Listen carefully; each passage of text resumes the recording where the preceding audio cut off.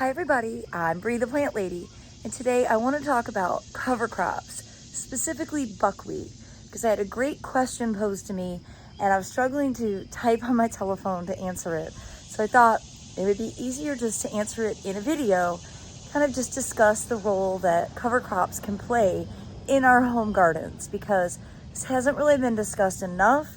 And well, I think it's a really important element to successful gardening.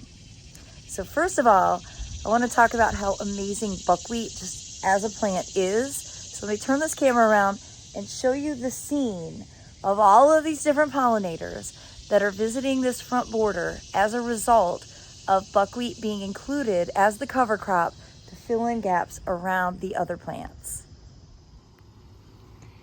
I just want to acknowledge that I am deeply in love with this combination. And of course, every year this bed is drastically different. But I gotta say, I like the scale. I like that it's not so tall. And I didn't even really plant this buckwheat. This was just in the seed bank here because remember, I've been seeding for 12 years in this space. So I actually have a really amazing seed bank without having to do anything. Just another reason why you should toss more seeds on the ground. But it just filled in areas where the ground plane wasn't engaged, which is precisely what a cover crop is supposed to do. And it's been about 6 weeks since this bed got planted. You know, everything is filling out really well. The buckwheat's in full bloom. And this is especially prominent in the mornings. There are so many different insects that are gathering nectar from the buckwheat. And then of course, taking advantage of all of the other plants that are in here. You've got bee species, wasps, flies, of course, butterflies. They aren't out quite this early. There are moths. I'm positive that I'm missing a bunch, and y'all, I haven't even had coffee, but look, right here, I don't remember what this is. There's a honeybee over there, and then there's a bumblebee here.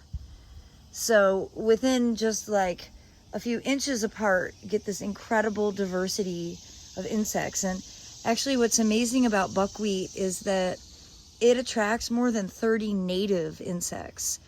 No, buckwheat is not native, but that doesn't matter because the insects still take advantage of the nectar that it produces. Now over here in the sort of shrub border extension where we planted a bunch of native perennials, this is second generation buckwheat. I actually originally sowed this just to fill in open space on St. Patrick's Day, so middle of March. And then that batch of buckwheat flowered, went to seed, died, and this is the second round from that seeding. So you can see, you know, again, it filled in really well. It's not influencing the perennials' ability to grow and get established. If anything, it's actually helping shield them from the extreme sun at this time of year. And this is the stage where if you don't want it to self-sow, you would need to remove it because you can see the seeds are ripe. See how they're little black seeds? That's exactly what you would grind to make buckwheat flour. But this would be the stage that you could go ahead and just with pruners, cut it down to the ground. You could pull it out, but I don't ever recommend doing that because then that disturbs the soil and you end up losing a lot of the good stuff that's right on the top. So let me show you. You pull it out, you see it pulls a lot of soil with it. There's no reason to lose that soil.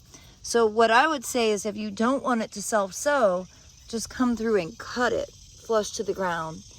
And at this stage, it's probably a little late because some of the seed is going to drop.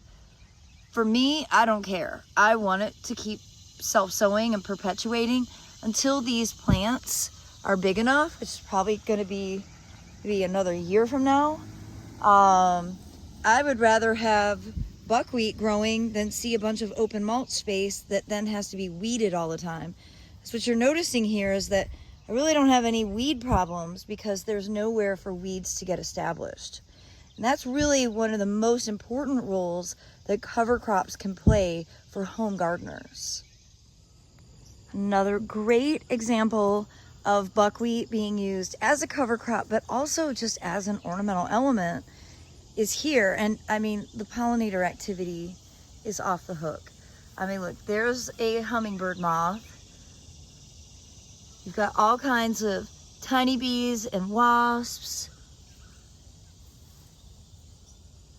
It is such an incredible sight. I mean, for anybody that's interested in having a pollinator garden, buckwheat 1000% needs to be included. And this again is from direct seeding. And we did this I think this was like 6 weeks ago tomorrow. So 6 weeks from seed to this display. And again, I'm just going to allow this to sort of perpetuate itself. I want the buckwheat to be in my seed bank, but you're in the driver's seat for controlling whether plants go to seed or not. All you have to do is remove them before the seed ripens, and that will eliminate any self-sowing. But it's also really easy to pull out when they do self-sow, because when they're small plants, they don't have as big of a root system. You won't disturb your soil as much.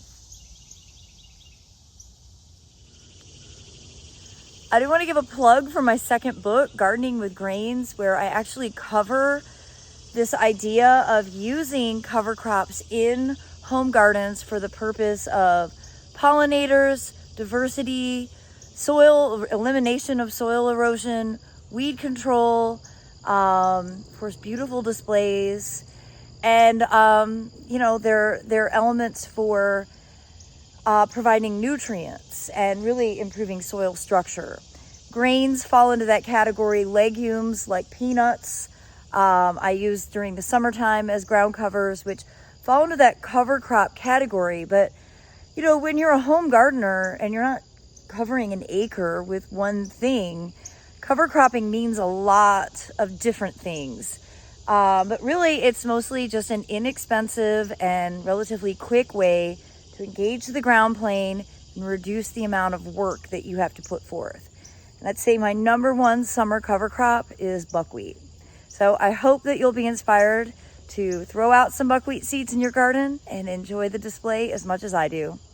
Thanks for watching, everybody.